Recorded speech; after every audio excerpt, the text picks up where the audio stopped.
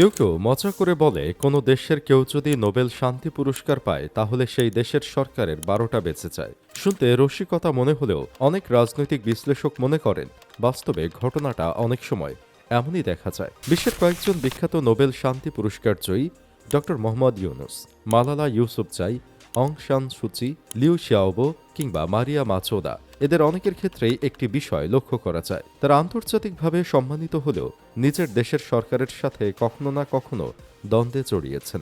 সমালোচকদের মতে এই ঘটনাগুলোর মধ্যে কয়েকটি সাধারণ মিল দেখা যায়। এদের অনেকের সাথে যুক্তরাষ্ট্রের ভালো সম্পর্ক থাকে। তাদের আন্তর্জাতিক পরিচিতি ও পুরস্কার পাওয়ার ক্ষেত্রে পশ্চিমা লবিংয়ের ভূমিকার কথা প্রায়ই আলোচনায় আসে। আর তাদের কর্মকাণ্ড কখনো কখনো এমন রাজনৈতিক পরিস্থিতি তৈরি করে যা যুক্তরাষ্ট্রের কৌশলগত স্বার্থের সাথে মিলে যায়। এই কারণেই অনেক রাজনৈতিক বিশ্লেষক বলেন, নোবেল শান্তি পুরস্কার যতটা না শান্তির প্রতীক, তার চেয়েও বেশি কখনো কখনো আন্তর্জাতিক রাজনীতির অংশ হয়ে ওঠে। কেন শান্তি পুরস্কার নিয়ে এত বিতর্ক? নোবেল পুরস্কারের অন্য শাখা যেমন পদার্থবিজ্ঞান, রসায়ন বা চিকিৎসা বিজ্ঞান সাধারণত বিজ্ঞান ভিত্তিক, যেখানে রাজনৈতিক প্রভাবের সূচক তুলনামূলক কম।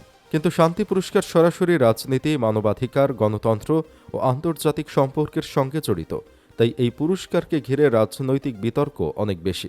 কিছু বিশ্লেষকের মতে, যখন কোনো দেশের সরকার পশ্চিমা নীতির সাথে দ্বিমত পোষণ করে, তখন সেই দেশের কোনো বিরোধী নেতা, মানবাধিকার কর্মী বা রাজনৈতিক বন্দীকে আন্তর্জাতিকভাবে তুলে ধরা হয়। পরে তাকে নোবেল শান্তি পুরস্কার দেওয়া হলে তিনি বিশ্বমঞ্চে একটি বড় প্রতীক হয়ে ওঠেন।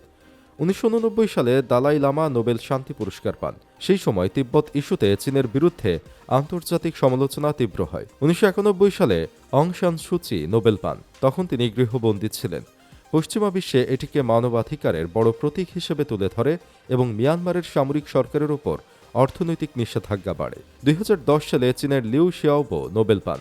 তখন অনেকেই এটিকে চীনে রাজনৈতিক স্বাধীনতার প্রশ্নের সাথে যুক্ত করে দেখেছিলেন। কিছু বিশ্লেষক বলেন, আন্তর্জাতিক রাজনীতিতে প্রভাবশালী দেশগুলো কখনো কখনো একটি নির্দিষ্ট ব্যক্তিকে ধীরে ধীরে বিশ্বমঞ্চে পরিচিত করে তোলে।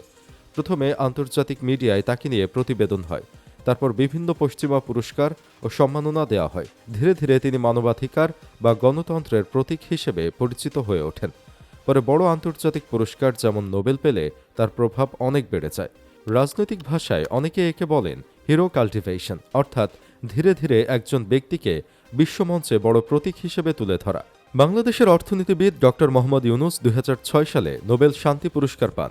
মাইক্রো ক্রেডিট বা ক্ষুদ্র ঋণের ধারণা বিশ্বজুড়ে প্রশংসিত হয়। পরে বাংলাদেশের রাজনীতিতে তার নাম নিয়েও নানা বিতর্ক তৈরি হয়। 2007 সালে তিনি নাগরিক শক্তি নামে একটি রাজনৈতিক উদ্যোগের কথা বলেছিলেন, যদিও তা বাস্তবায়িত হয়নি। পরবর্তী বছরগুলোতে তার সাথে বাংলাদেশের তৎকালীন সরকারের সম্পর্ক অনেক সময় উত্তপ্ত হয়ে ওঠে। এই বিষয়টিও আন্তর্জাতিক আলোচনায় আসে।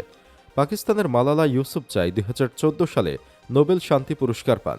তিনি মূলত মেয়েদের শিক্ষার অধিকার নিয়ে আন্দোলনের জন্য পরিচিত। তবে কিছু সমালোচক মনে করেন, আন্তর্জাতিক রাজনীতির প্রেক্ষাপটেও তাকে ব্যাপকভাবে প্রচার করা হয়েছিল, বিশেষ করে যখন দক্ষিণ এশিয়ায় সন্ত্রাসবাদ ও সামরিক অভিযানের প্রশ্নে পশ্চিমা দেশগুলো সমালোচনার মুখে ছিল। এইসব উদাহরণ নিয়ে অনেক বিতর্ক আছে। কেউ বলেন, নোবেল শান্তি পুরস্কার সত্যিই মানবাধিকার ও শান্তির জন্য সংগ্রামকারীদের সম্মান জানায়।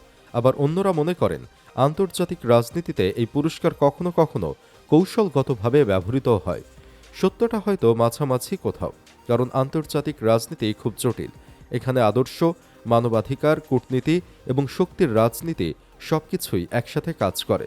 তবে নোবেল শান্তি পুরস্কার নিঃসন্দেহে বিশ্বের সবচেয়ে মর্যাদাপূর্ণ সম্মানগুলোর একটি, কিন্তু একই সাথে এটি এমন একটি পুরস্কার যার সঙ্গে রাজনীতি, কূটনীতি ও বৈশ্বিক শক্তির খেলাও জড়িয়ে থাকে। আর তাই এই পুরস্কারকে ঘিরে প্রশংসা যেমন আছে, তেমনি প্রশ্নও কম নেই।